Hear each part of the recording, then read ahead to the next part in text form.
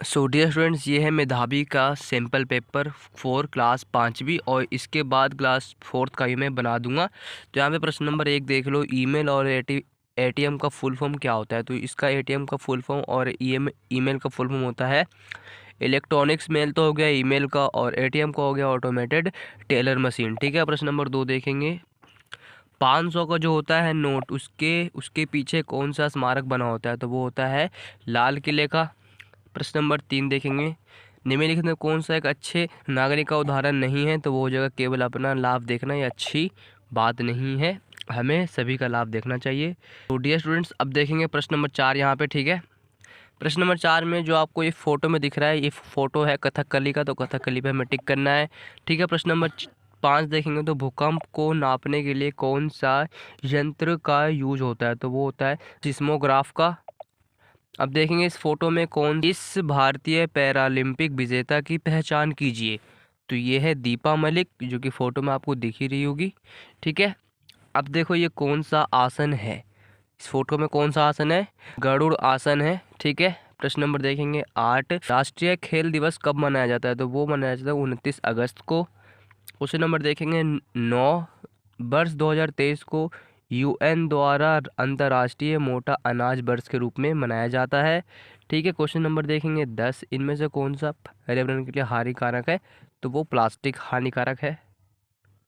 तो ठीक है, इधर तक सभी क्लियर है। अब आते हैं सेक्शन बी पे। जो सेक्शन बी है, इसमें आपके दिमाग से आपको आंसर लिखना है, सही से लिखना, क्वेश्चन को अच्छे से पढ़ना है। ठीक है, देखो A B C D E और एफ, ठीक है, पंक्ति में बैठे हुए हैं। ठीक है, ई और एफ केंद्र में है। ई और एफ कहाँ है, बिल्कुल सेंटर में है। ठीक है, ए और बी के सिरे पर सी जो है वो ए के बाएं ओर बैठा है और बी दाएं ओर बैठा है। तो अब बताना है बी के दाईं ओर कौन बैठा है। तो इसका आंसर हो जाएगा यहाँ पे डी। ठीक है, अब देखिए क्वेश्चन नंबर है ये 12। ठीक है, इस क्वेश्चन में थोड़ा सा ध्यान लगाना सही से, क्योंकि ये बहुत इंपॉर्टेंट क्वेश्चन है, शायद आ भी सकता है मेधावी एग्जाम में। तो देखिए यहाँ पे जो है ना, जो आपके ABCD होते हैं अल्फ़ाबेट में, वो सब यहाँ पे लिखे हुए हैं। तो यहाँ पे देखो, तो इसमें एक हटा हुआ है, यहाँ पे जो बीच का होता है सी हटा हुआ है। इसमें भी देखो ABC, सी गायब है, DEF, G गायब है, HIJ K गायब है इसमें। ठीक है, LMNO इसमें O गायब है, PQRS इसमें S गायब है।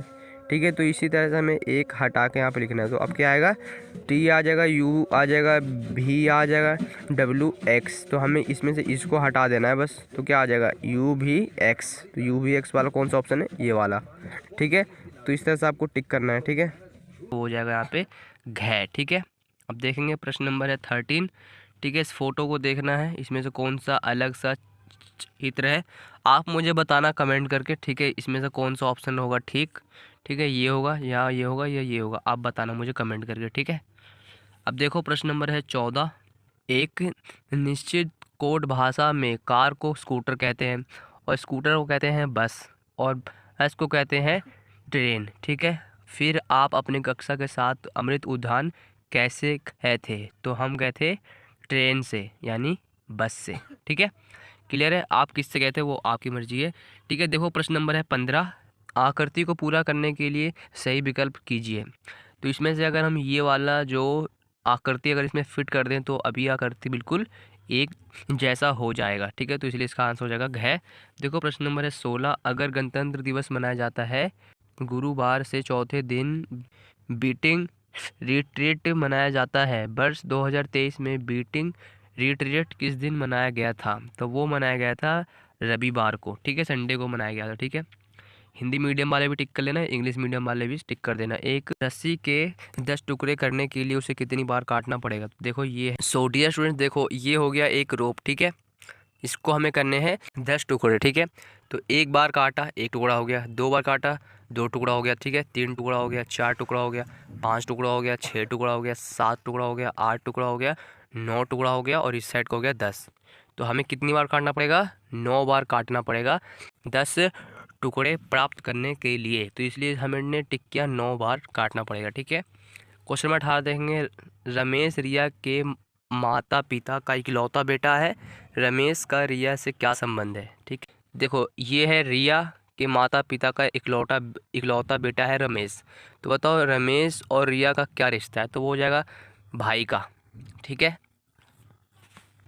अब देखो नीचे दिए गए 4 विकल्पों में से मैट्रिक को पूरा करने वाला उपयुक्त चित्र का चयन कीजिए। तो हमें कौन सा करना पड़ेगा टिक जो इसमें पूरा फुलफिल हो।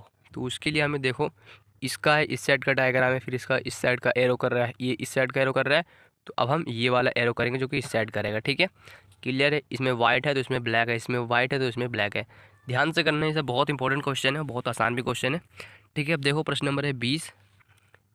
दी गई आकृति में त्रिभुजों की संख्या कितनी है। तो अगर आप इसको काउंट करोगे तो आपको पता चल जाएगा। सो डियर स्टूडेंट्स, आइए हम लोग काउंट करते हैं इसमें कितने ट्रायंगल। देखो एक ट्रायंगल हो गया ये वाला सबसे बड़ा वाला, ठीक है।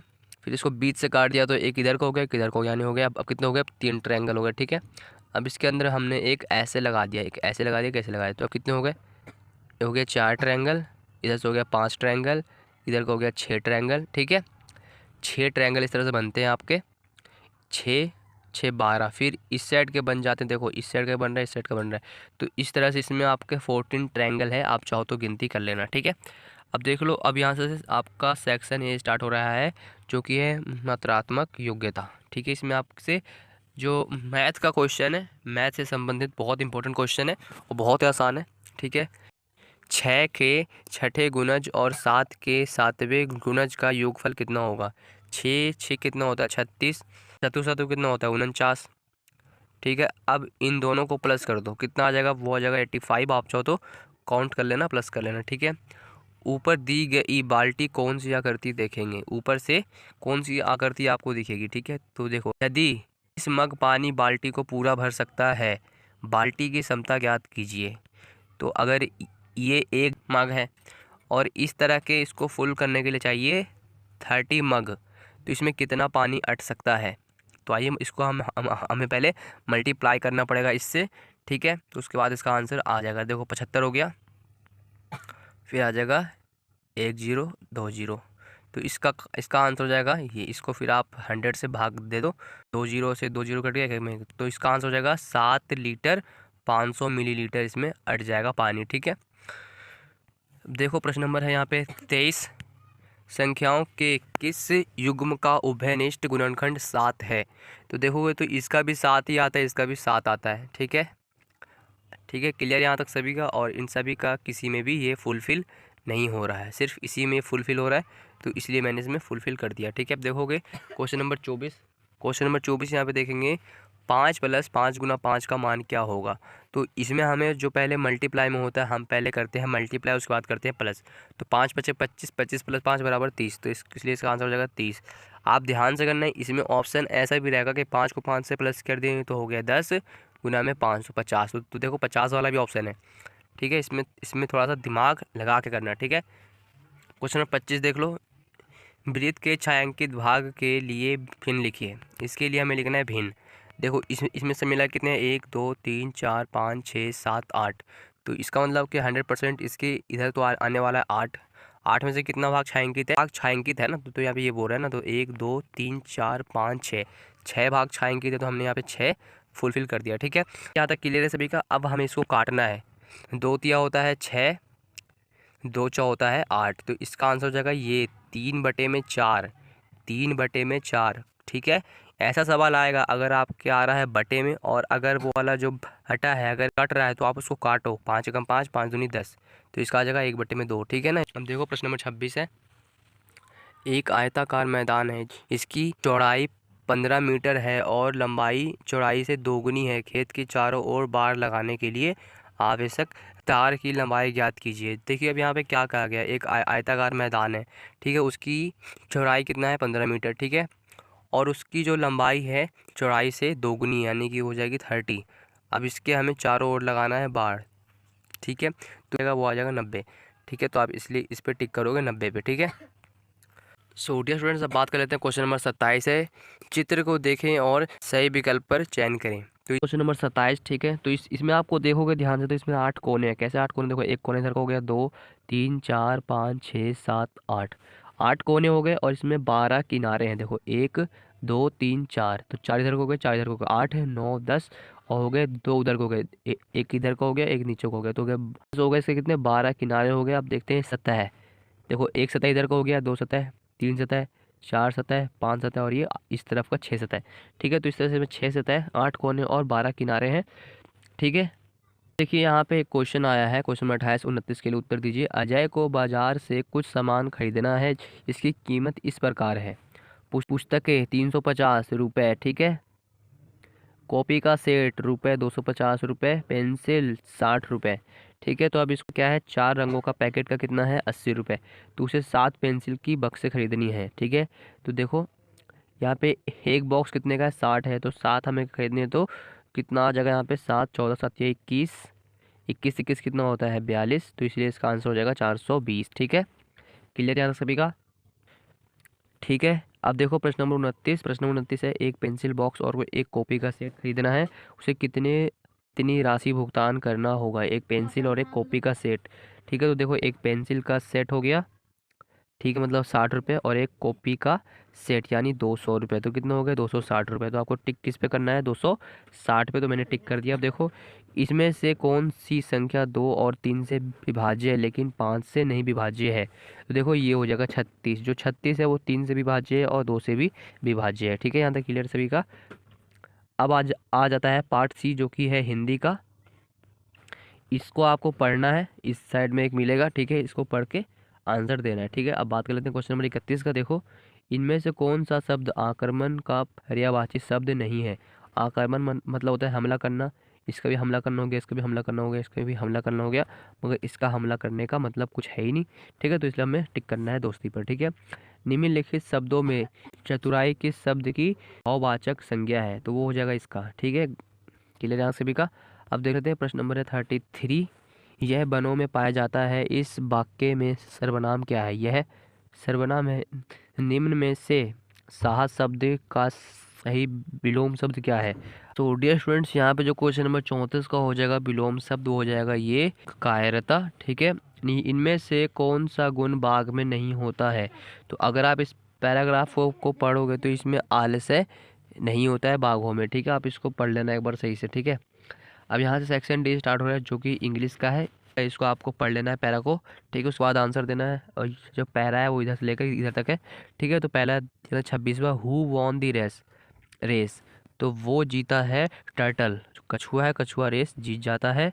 Which word in the para is used for and, ये जो शब्द है एंड किसके लिए इस्तेमाल किया गया है, वो किया गया है फिनिश के लिए।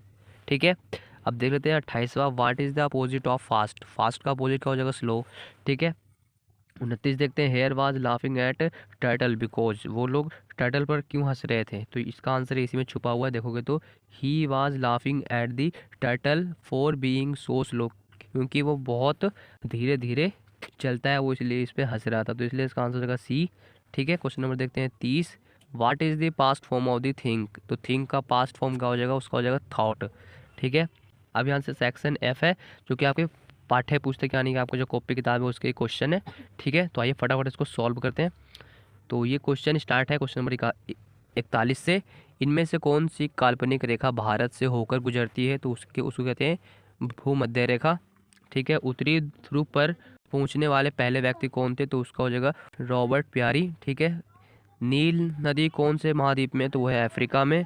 ठीक है, अब देखिए, अब यहाँ से प्रश्न नंबर 44 शुरू है, प्यासी घास का मैदान किस महाद्वीप में है, तो इसका आंसर हो जाएगा उत्तरी अमेरिका में है। ठीक है, इन सारे क्वेश्चनों को आप चाहो तो याद कर लेना। ठीक है, बहुत इंपॉर्टेंट क्वेश्चन है ये।